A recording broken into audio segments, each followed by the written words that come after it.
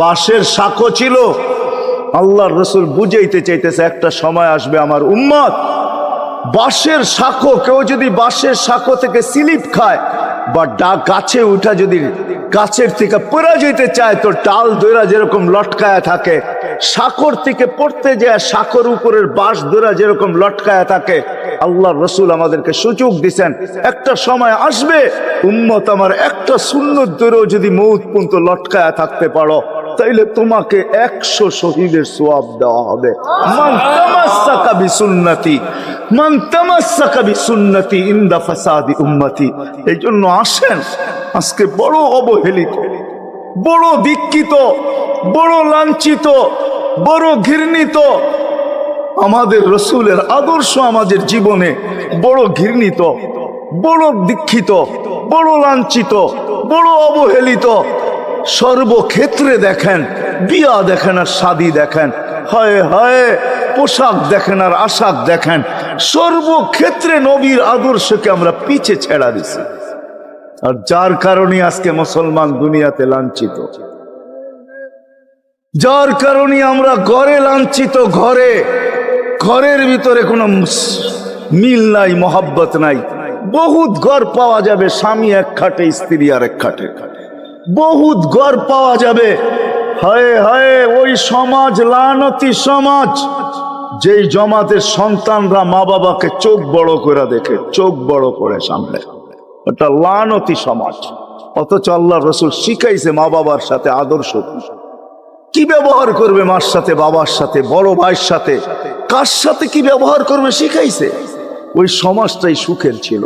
আসেন ফিরা যাই, আল্লাহর রাসূলের আদর্শ শিখি। শিখবেন তো পাক্কা ওয়াদা? বিলকুল।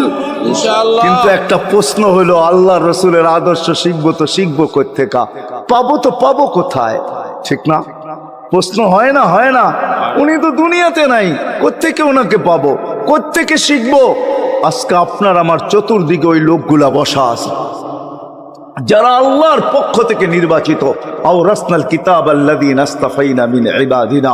আমি কোরআন দিতেছি, হক্কানি আলেম আর আল্লাহ ওয়ালারা আল্লাহর পক্ষ থেকে নির্বাচিত, যারা নবীর আদর্শকে নিজের পাশে সুরক্ষিত রাখছে, নিজের কাছে একটাকেও হারাইতে দেয় নাই, এমনকি ক্ষুদ্র থেকে ক্ষুদ্রকেও হারাইতে দেয় নাই, এমনকি নবীর একটা জানোয়ারের নাম পর্যন্ত হারাইতে দেয় নাই। হক্কানি আলেমরা আল্লাহ ওয়ালারা সুরক্ষিত রাখছেন আল্লাহর রাসূলের আদর্শ। এই জন্য আমি বলবো নবীকে তো পাওয়া যাবে না, উনি তো দুনিয়ার থেকে চলে গেছেন, এটাই সত্য। কিন্তু উত্তর সুরি রেখা গেছেন, আল্লাহর পক্ষ থেকে নির্বাচিত লোক আছে, রাসূলের পক্ষ থেকে নির্বাচিত লোক আছে, যাদের কাছে নবীর আদর্শ আছে। আপনি বেশি শিখতে পারেন না, আমার কোনো আপত্তি নাই, কেননা ছাড় যখন আল্লাহর রাসূলই দিছে, আল্লাহর রাসূলই যখন আমাদেরকে ছাড় দিছেন, তো আমি ছাড় দিব না কেন? আল্লাহর রাসূলই বলছে এক জামানা আসবে, লাউ আমিলতুম উশরা মা উনসিলা বি লানাজা, তোমরা যদি 10 ভাগের উপরে আমল করতে পারো তাহলে নাম্বার 100 পাইয়া তোমরা পাস করবে। আল্লাহ 33 দিবে না, আল্লাহ 10-এর বদলায় তোমাদেরকে 100 দিয়ে 100-তে পাস করাবে। আর সর্বশেষ তো এটাও বলছেন যে আমার একটা সুন্নতকে ধরে রাখো, এক শহীদের সওয়াবই জান্নাত যাওয়ার জন্য যথেষ্ট। জান্নাত যাওয়ার জন্য তো একজন দেওয়া হবে, 99 শহীদের সওয়াব তোমাকে পুরস্কার হিসাবে দেওয়া হবে, কেননা তুমি একটা সুন্নতকে ধরিয়ে লটকায় আছো। ওলামাদের কাছ থেকে শিখি, ঘরের বাচ্চাদেরকে শিখাই, যুবকদের পায়ে ধরে বলবো শিখো, নবীর আদর্শ ছড়াও। সারা দিন ফেসবুকে কাজ করো, ফেসবুক দেখো, খোদার কসম হোয়াটসঅ্যাপ দেখো, ভাইবার দেখো, ইবু দেখো, তোমাদের মেধাগুলাকে নবীর আদর্শের পিছে লাগাও, নবীর শানের পিছনে লাগাও, যে নবীর শান কত বড়, কত বড় শানওয়ালা নবী আল্লাহ আমাদেরকে দিয়েছেন। মক্কার মর্যাদা কত বড়, তার পরিচয় তুলে ধরো, তার আদর্শকে তুলে ধরো, নিজের জীবনে আদর্শকে প্রতিফলিত করো। ইনশাআল্লাহ ওই দিন দেখবো যেই দিন আবু বকর পেয়ালা ভরা দিবে, উমর রাদিয়াল্লাহু তাআলা আনহুর হাতে উঠায়া দিবে, আবু বকর সিদ্দিক রাদিয়াল্লাহু তাআলা আনহু হাউজে কাউসারের নিচে থাকবেন, পারে থাকবেন, তলদেশে থাকবেন, উনি পেয়ালা ভরা দিবে উমর রাদিয়াল্লাহু তাআলা আনহুর হাতে, উমর রাদিয়াল্লাহু তাআলা আনহু উঠায়া দিবে আমাদের নবীজির হাতে, আর নবীজি ঠোঁটে লাগায়া বলবে ইশরাব লা তাজমান বাদাহা আবাদা, পান করার কোনোদিন পিপাসা তোর কাছে আসবে না। ওই দিনের দৃশ্যটা কিরকম? নবীজি ঠোঁটে লাগায়া পান করায় দিবে, যুবককে আলাদাভাবে দিবে, বুড়াকে আলাদাভাবে দিবে, নারীকে আলাদাভাবে, পুরুষকে আলাদাভাবে, আল্লাহ রসুল পান করায় দিবে। ওই দিন কেমন হবে ওই দৃশ্য? যেই পানি পান করার পর আর জীবনে কোনোদিন পিপাসা আসবে না। হ্যাঁ, কেমন হবে ওই দৃশ্য? এই জন্য আসেন আজকে এই সিরত মাহফিল থেকে, সিরতুন নবী থেকে আল্লাহ রসুলের আদর্শকে শিখি। ডেলি একটা শিখলো বৎসরে 365টা হয়, মাসে একটা শিখলো বৎসরে 12টা হয়। 12টা সুন্নতের উপরে জীবন কাটায় দেন। রসুল তো বলতেছে একটার উপরে কাটায় দিল বেড়া পা। শিখবো কাদের কাছ থেকে শিখবো? হ্যাঁ, নেটের থেকে শিখবো? না না না না, নেটের থেকে না, ওলামাদের কাছের থেকে শিখেন, ওলামাদের কাছে যান, বসেন, এদের কাছ থেকে নবীর আদর্শ শিখেন, সুন্নাত শিখেন, যেটা মনে চায়, যেটা পছন্দ হয় ওইটা শিখেন। ছুট আছে শিখেন, তারপরও শিখেন। আরে শুধু একটাই শিখেন, হায় হায়, আজকে যদি একটাই উম্মত মেনা নিত, এই যুবকরা যদি একটাই মেনা নিত, মা বোনরা যদি একটাই মেনা নিত, শুধু ডাইন, আল্লাহ রসুল ডাইন পছন্দ করতেন। যুবক যদি প্যান্ট পরার সময় ডাইন পাও আগে দিতেন, খোলার সময় ডাইন পাও আগে খুলতেন, শার্ট পরার সময় ডাইন হাত আগে দিত, খোলার সময় ডাইন হাত আগে খুলতো, সর্বক্ষেত্রে যদি ডাইন ব্যবহার করত। মা বোনরাও তো ঘর ঝাড়ু দেওয়ার সময় যদি ডাইন ব্যবহার করত, তাহলে কিতাব আমাকে বুঝায় কিয়ামতের দিন আল্লাহ ডাকবে আইনা আসহাব আল ইয়ামিন, ডাইন আল্লাহরা কোথায় আসে? আল্লাহ ডাকবে ডাইনপন্থীরা কোথায় আসো? আমার বন্ধু ডাইন দিক পছন্দ করতো, তোমরা পছন্দ করতে, তোমার আমার বন্ধুর লোক, আসো আমার কাছে। এই জন্য নবীর আদর্শ আলেম ওলামার কাছ থেকে শিখবো তো পাক্কা। আর সবচেয়ে বড় আদর্শ আল্লাহ রসুলের, যেটা আসতে দেরি, আমাদেরকে মেসেজ দিতে দেরি করেন নাই। আইসাই সেজদায় পড়ছেন, শানের রেসালত হইলে আমি শুনাইতাম, সিরাত এই জন্য শুনাইলাম না। জমিনে আসতে দেরি, সেজদা করতে দেরি করেন না। আমি বলবো সেজদা করেন না, আমাদেরকে মেসেজ দিছেন উম্মত, সেজদা ছাড়া তোমাদের কোনো পরিচয় আমার কাছে নাই। যাওয়ার সময় চিৎকার দিতেছেন আসসালা আসসালা ওয়া মা মালাকাত আইমানুকুম, নামাজ নামাজ নামাজ, অধীনস্থদের সাথে ভালো ব্যবহার করবে, দুইটাই চিৎকার ছিল, আর কোনো চিৎকার ছিল না। বিদায় আল্লাহর রাসূলের সবচেয়ে বড় আদর্শ নামাজ, সবচেয়ে বড় পরিচয় নামাজ।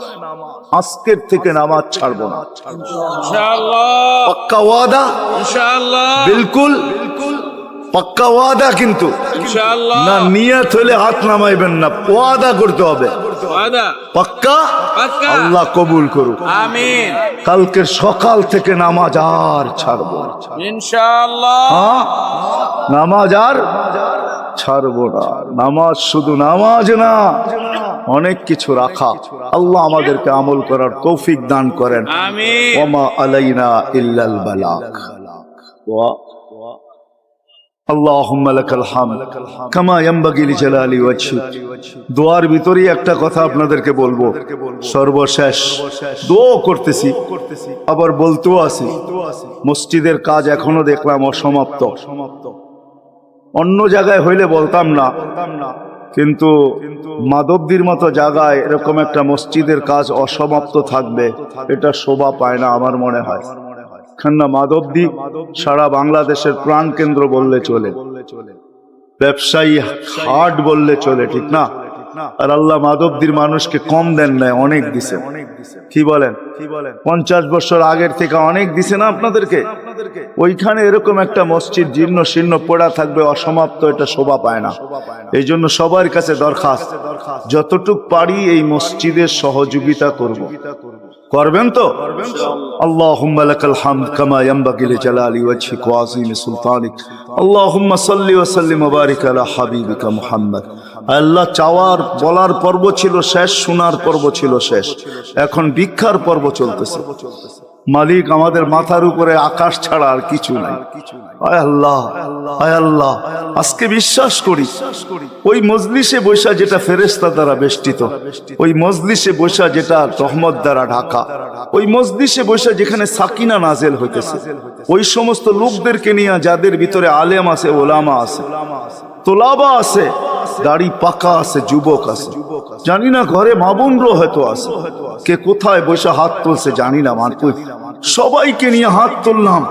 এরকম জায়গার থেকে যদি আজকে খালি চলে যাই, আমাদের মাথার উপরে আকাশ ছাড়া কিছু নাই, আর গরিব বলে মালিক তুমি এখন প্রথম আকাশে চলে আস। রাতের 3 ভাগের 1 ভাগ অতিবাহিত হয়ে গেছে, তুমি এখন ডাক দিতেছো, কে মাপ চাও আমি মাফ করব। মালিক তাকায় দেখেন আমরাই হাত তুলে বসে আছি, জীবনের গুনাহগুলো মাপ চাই, আর কোনোদিন গুনাহ করব না। আল্লাহ, আমাদের গুনাহগুলো যেন ধুয়া মুছা শেষ করে দেওয়া, আর যেন আমলনামা একটা গুনাহ না থাকে, যতদিন বাঁচবো আর গুনার দাগও যেন না আসে। এই আয়োজন যেন কবুল হয়, আয়োজকরা যেন কবুল হয়, সাহায্যকারীরা যেন কবুল হয়, সহযোগিতাকারীরা যেন কবুল হয়, এটা কিয়ামত পর্যন্ত কায়েম আর দায়েম থাকে। আয় আল্লাহ, আল্লাহ, জানি না কার কি পেরেশানি আছে, দূর করে দেন, কার কি প্রয়োজন আছে খাজানায় গায়েব থেকে পুরা করে দেন। কে ছোট না বড় অসুখে আক্রান্ত যদি হয়ে থাকে, শেফায়ে কামেলা আজেলা মুস্তামেররা নসিব করে দেন। হায় আল্লাহ, যারা সুস্থ সর্ব ধরনের রোগ থেকে হেফাজত করেন, যাররা বরাবর ঈমান নিয়ে যারা কবরে চলে গেছে সবাইকে মাফ করে দেন। আয় আল্লাহ, যেই যুবকদের উদ্যোগে এই আয়োজন, আয় আল্লাহ, আয় আল্লাহ, কালকে সকাল থেকে ওদেরকে আর মদিনার যুবকদের মতো ছাড়া দেখতে চাই না, এদেরকে মদিনার যুবকদের মতো বানায় দেন। আপনার হাবিবের জমানায় মদিনার যুবকরা যেরকম ছিল এরকম বানায় দেন। আল্লাহ, আমার দেশের যুবক সমাজকে মসজিদ নবীর আদর্শওয়ালা বানায় দেন, মা বোনদেরকে পর্দা নিশীন বানায় দেন। আল্লাহ, মসজিদের কাজকে কুদরত দ্বারা পুরা করা দেন। জানি না কার দ্বারা আপনি করাবেন, জানি না কার দ্বারা করাবেন। উম্মুল কিতাব তো আপনার কাছেই, আমাদের জানার কোনো ক্ষমতা নাই, কিন্তু আল্লাহ জলদা পূর্ণ করে দিয়েন। যা চাইতে পারলাম তাও দেন, যা চাইতে পারলাম না তাও দেন। সর্বশেষ আমাদের মা বাবাকে মাফ করে দিয়েন, বাচ্চা থাকলেও মাফ করে দেন, যারা চলে গেছে আল্লাহ এদের মা বাবাকেও মাফ করে দেন। আল্লাহ, রব্বির হামহুমা কামা রব্বায়ানি সগীরা। আল্লাহ, ইনসানের সাথে সাথে জিন্নাতকেও মাফ করে দেন, জিন্নাতকেও মাফ করে দেন, জিন্নাতকেও মাফ করে দেন।